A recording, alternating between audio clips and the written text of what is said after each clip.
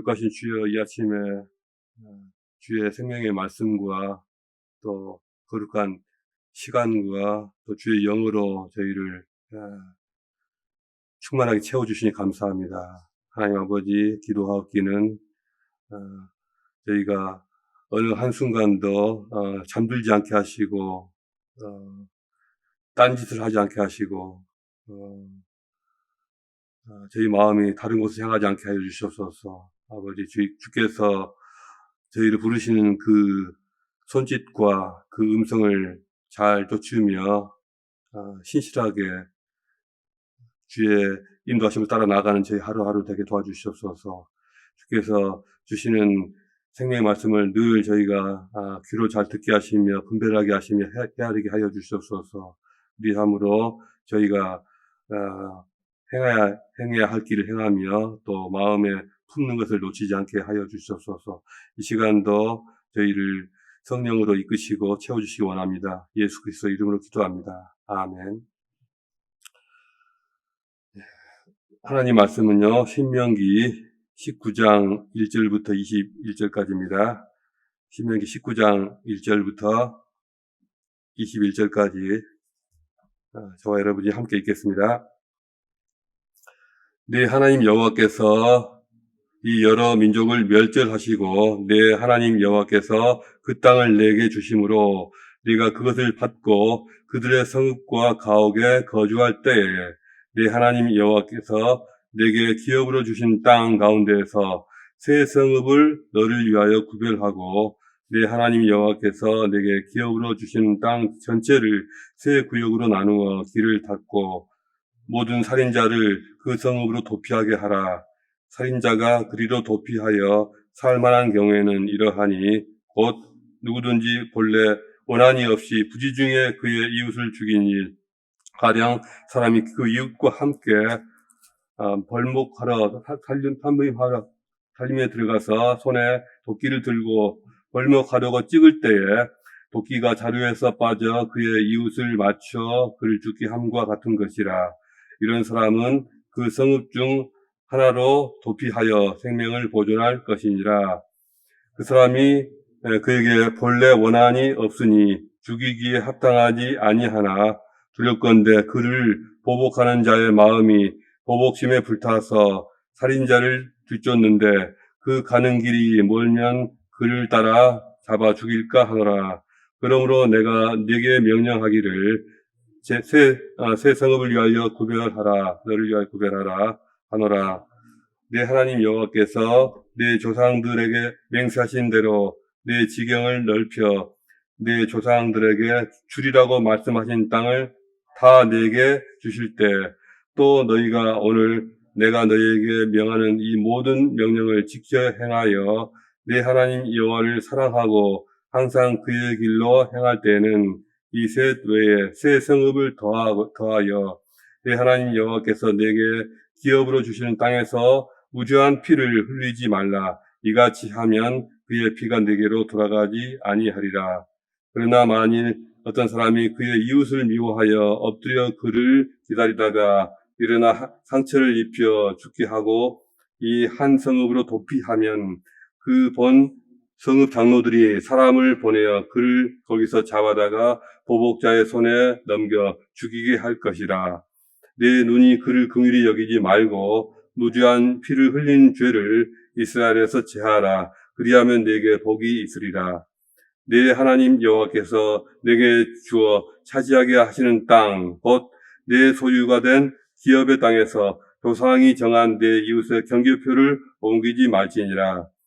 사람의 모든 악에 관하여 또한 모든 죄에 관하여는 한 증인으로만 정할 것이 아니요 두 증인으로 입으로나 또는 세 증인으로 입으로 그 사건을 확정할 것이며, 만일 위증하는 자가 있어 어떤 사람이 악을 행하였다고 말하면 그 논쟁하는 쌍방이 같이 하나님 앞에 나아가 그 당시에 제사장과 재판장 앞에 설 것이요 재판장은 자세히 조사하여 그 증인을 거짓 증거하여 그 형제를 거짓으로 모함한 것이 판명되면 그가 그의 형제에게 행하려고 꾀한 그대로 그에게 행하여 너희 중에서 악을 제하라.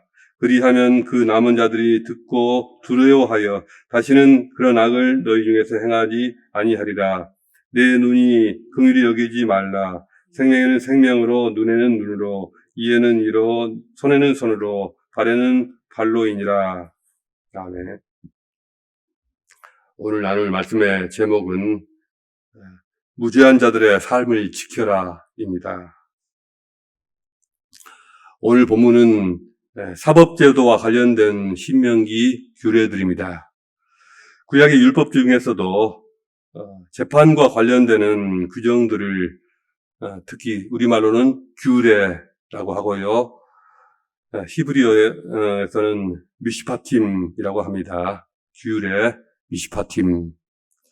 재판과 관련된 이 규례, 이 미시파팀을 오늘날에는 이제 도덕법에 해당되는 것들인데요. 하나님의 거룩한 본성을 반영하고 있는 그러한 규정들입니다. 오늘 우리가 읽은 부분은 세 가지 규례에 관한 것들인데요. 첫 번째는 도피성에 관한 규례이고요. 두 번째는 토지 경계표에 관한 규례이고, 또 세 번째는 재판에서의 거짓 증언에 대한 규례입니다. 이 세 가지 규례를 통해서 하나님께서는 이스라엘 백성 가운데 무죄한 자들의 삶을 보호하고 지키시는 분이심을 보여주십니다. 그리고 더 나아가서 하나님의 본성이 어떤 것인지, 하나님은 이런 분이시다라는 것을 보여주십니다.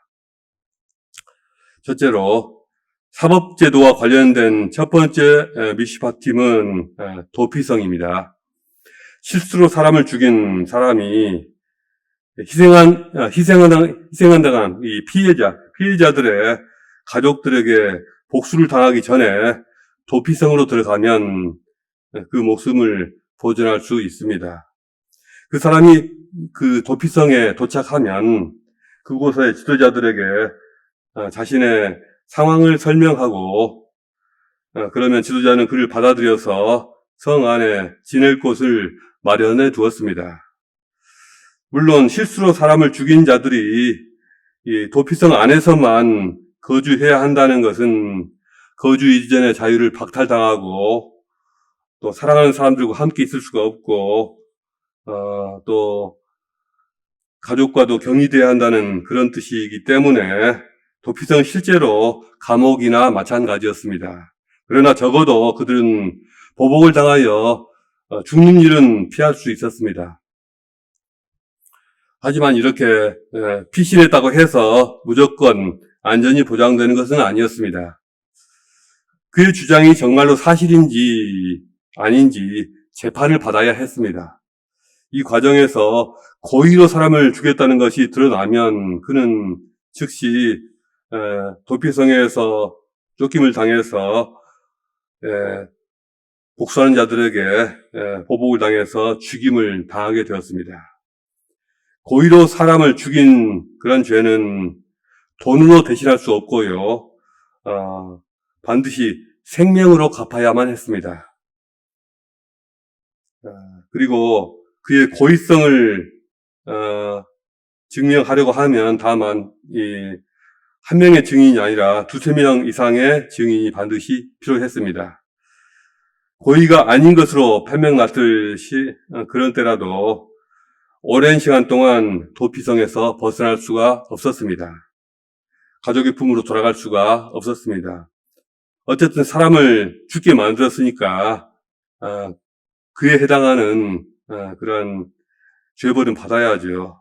사람을 죽게 한 실수에 대해서 이 감옥과도 같은 도피성에 갇혀서 지내면서 속죄를 해야 했습니다. 예루살렘에서 대제사장이 죽었을 때라야 비로소 도피성 안에 머물러 있는 모든 이 도망자들에게 사면이 선포되고 또 자유가 선포되어서 돌아갈 수가 있었습니다. 이 도피성 제도를 통해서 하나님께서 가르치시는 것은 이스라엘이 생명을 존중하는 공동체여야 한다는 것입니다. 고의로 사람을 죽인 자들은 가차없이 다 죽이는 것도 생명의 소중함 때문이고요. 반면에 과실치사로 사람을 죽인 자들을 보호해 주시는 것도 생명의 소중함 때문이고요. 또 과실치사라고 해도 사람을 죽게 만들었으니 도피성에 갇혀서 그 나름대로 죗값을 치르게 하는 것도 생명의 소중함을 모두가 다 깨닫도록 하시는 것입니다.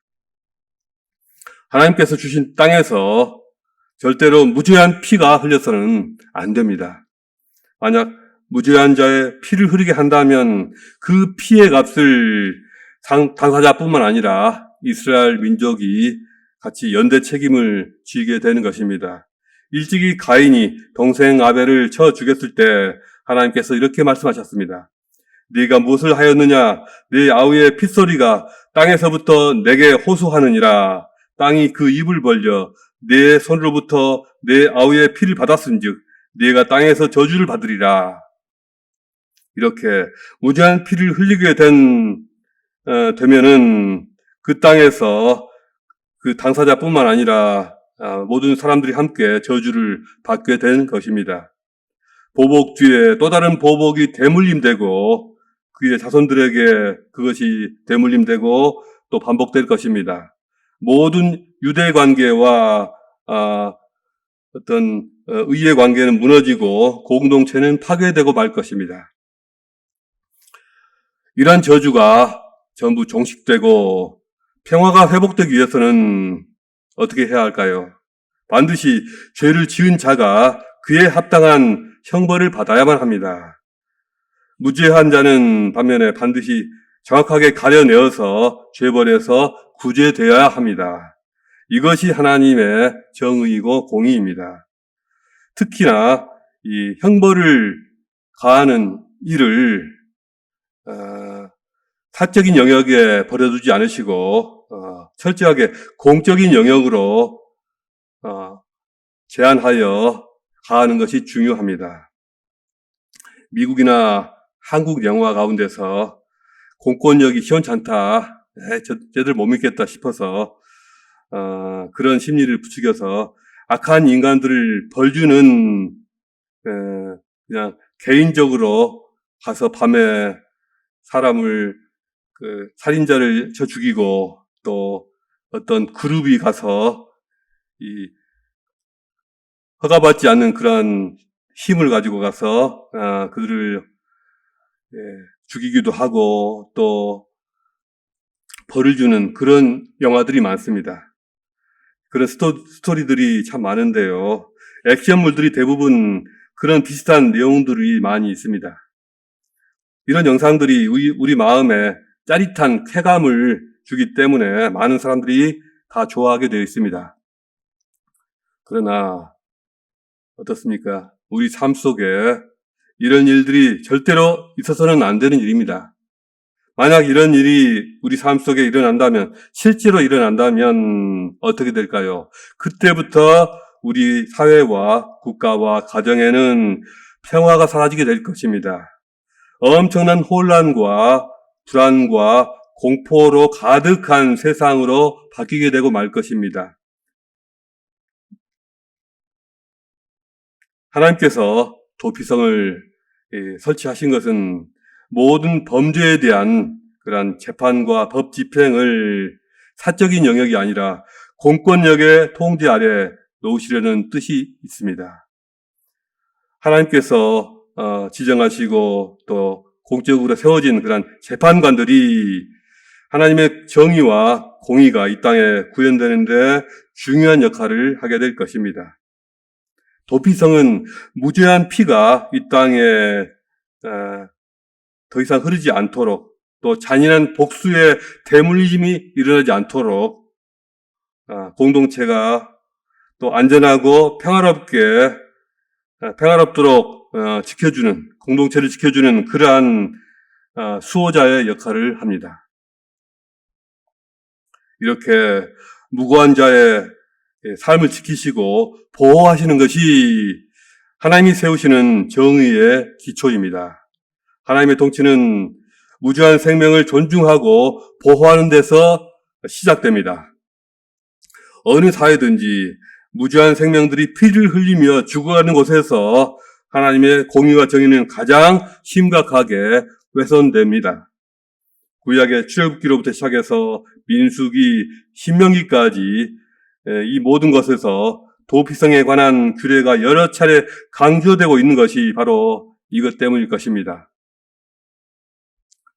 오늘날 법적으로는 모든 살인을 금지시키고 있지만 조그만 우리가 눈을 밖으로 돌려보면 저 멀리 눈을 돌려보면 생명을 경시하는 일상적으로 생명을 경시하는 그런 풍조가 사방에 만연되어 있습니다. 곳곳에 전쟁에 의한 대량 학살이 이루어지고 있고요. 여러 나라에서 무차별적인 테러가 행해지고 있습니다. 이유 없이 나와 상관없는 사람들을 대량으로 죽이는 일들이 빈번하게 일어나고 있습니다. 유럽도 그렇고 미국도 그렇고 한국도 마찬가지고 저기 중동이나 아프리카는 말할 것도 없고요. 갈수록 전부 위험한 나라가 되어가고 있습니다. 우리라고 언제나 안심할 수만은 없습니다. 이 세상은 우리가 생각하는 것보다 훨씬 더 위험한 곳입니다. 우리가 이 땅에서 평안하다 해서는 안 됩니다. 전쟁과 살인과 폭력으로 신음하는 이 세상 사람들을 위해서 우리가 날마다 깨어서 간절히 기도해야 합니다. 둘째로 재판과 관련해서 정해주신 두 번째 규례는 토지 경계석을 옮기지 말라는 명령입니다. 오늘날에도 이 모든 토지를 정확하게 측량을 다 하고 정확하게 몇 미터 몇 센치인가까지 다 측량을 해서 토지 대장으로 문서화하는데도 불구하고 토지 사기 사건이 빈번하게 일어납니다. 하물며 구약 시대에는 면밀한 측량에 의해서 토지 대장으로 기록하는 그런 제도가 없었기 때문에 땅에 경계석을 박아서 그것으로 토지 경계를 삼을 수밖에 없었기 때문에 그러니 토지 경계석을 옮기는 일은 구약시대 이스라엘에서 그렇게 드문 일이 아니었습니다. 수시로 일어나는 일이었습니다. 이런 일로 수시로 다툼이 일어나고 분쟁이 일어나고 심지어는 상대방을 죽이는 일까지 빈번하게 벌어지곤 했습니다. 경계석을 옮긴다는 것은 단순히 땅을 좀 더 차지하고 뺏기고 이런 수준의 일이 아닙니다. 상대방의 생계와 생존을 위태롭게 할 수도 있는 그런 일이었습니다. 가난하고 힘없는 이들보다는 주로 세력이 있거나 권력을 가진 자가 의지할 데 없는 이들을 대상으로 자해하는 경우가 많았습니다. 그래야지 아무런 어떤 후유증이 없을 테니까요. 토지는 본래 하나님께 속한 것이며 하나님께서 공평하게 나누신 삶의 기반이었습니다. 경계석을 옮기는 일은 하나님께서 나눠주신 가장 중요한 삶의 기반을 무너뜨리는 악한 범죄였습니다. 삶의 기반인 땅을 잃게 되면 생계수단이 없어져서 사람들 결과적으로 노예가 되거나 도적이 될 수밖에 없었습니다. 그렇게 한 인간의 경제적 손실로 끝나는 것이 아니라 한 가정을 무너뜨리고 또 그 가정을 파탄에 빠뜨리게 됩니다. 그리고 공동체의 모든 어떤 룰이 깨어지면서 사회적인 신뢰와 조화가 다 무너지고 극심한 빈부격차와 사회적인 대립과 원한이 깊어지면서 모두가 함께 무너지고 망하는 길로 가게 됩니다. 그러므로 경계석 이동에 대한 이 규례는 사소한 문제가 아니라 이스라엘 공동체의 운명과도 직결되는 중대한 사안이었습니다. 오늘날에도 세상 물정을 잘 모르는 어리숙한 사람들의 경제적 기반을 도둑질해가는 수많은 유무형의 사기꾼들이 도처에 활개치고 있습니다. 보이스피싱이나 투자 사기, 온라인 사기, 신용카드 사기, 등으로 순진한 사람들이 피땀 흘려 모은 돈을 다 털어갑니다. 이런 일이 빈번해질수록 그 사회는 하나님의 정의와 공의에서 멀어지면서 점점 불안정해지고 언젠가는 무너질 수밖에 없습니다. 오늘날의 자본주의 질서가 영원할 것 같지만 아무리 자본주의 사회라 할지라도 이렇게 질서가 무너져 버리고 신용이 무너진 사회는 오래 견딜 수가 없을 것입니다. 하나님께서 그런 사회와 국가를 심판하시기 때문입니다. 셋째로 재판에서 위증하는 자들에 대한 규례입니다. 위증을 엄금하시는 것은 10계명에서 제9계명으로 정하셨을 정도로 중요하게 여기신 문제입니다. 사람들은 자신의 체면이나 이해관계에 따라서 너무나도 쉽게 거짓말을 할 수 있는 존재이기 때문입니다. 그리고 그 위증이 누군가의 삶에 결정적인 타격을 가해서 정상적인 삶을 살 수 없게 만드는 파괴력을 갖기 때문입니다. 신명기 규례에서 거짓 증언을 함으로써 누군가를 모함해서 함정에 빠뜨리게 한 자는 그가 모함한 죄에 해당하는 벌을 그 자신이 받게 됩니다. 위증죄를 이렇게 단호하게 처벌함으로써 아무도 다시는 그런 짓을 엄두에 두지 못하게 만들라는 것이 하나님의 뜻이었습니다. 또한 재판에서 증언의 신뢰성을 보장하기 위해서 최소한 2-3사람의 증언이 있어야 한다고 규정하고 있습니다. 증언에 의해서만 재판이 진행되는 이런 이스라엘 법정에서 한 사람의 편파적인 증언에 의해서 무죄한 사람이 생명을 잃거나 피해를 당하기가 너무도 쉬웠기 때문입니다. 그래서 이를 예방하기 위해서 적어도 2-3명의 증인을 요구한 것입니다. 2-3사람 이상의 증인과 증언만이 유효하다는 이 원칙은 신약시대까지 이어져서 또 초대교회 공동체에서도 동일하게 적용되었습니다. 공동체 내에서 개인들 간의 신뢰도 중요하지만 공동체적으로 신용 체계를 세우는 것이 그 사회와 개인의 발전을 위해서 얼마나 중요한지 모릅니다.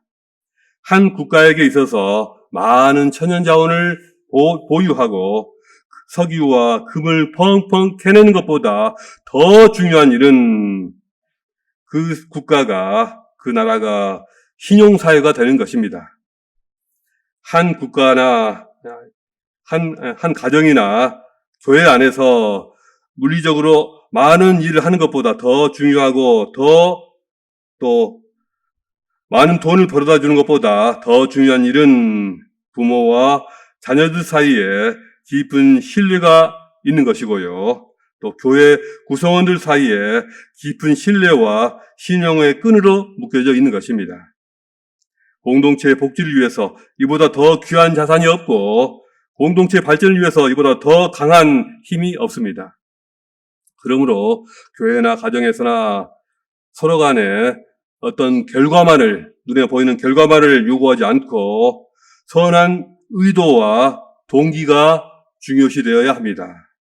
무엇을 의도하고 있느냐, 무엇이 목적이냐, 이것을 서로가 읽어내고 또 확인할 수 있으면 되는 것입니다.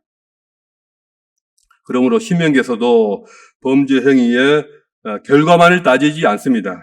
그 행위의 의도와 동기를 주목합니다. 19절에서 그가 그의 형제에게 행하려고 생각한 그대로 그에게 갚아주라고 명하십니다. 그 형제에게 행하려고 생각한 그대로.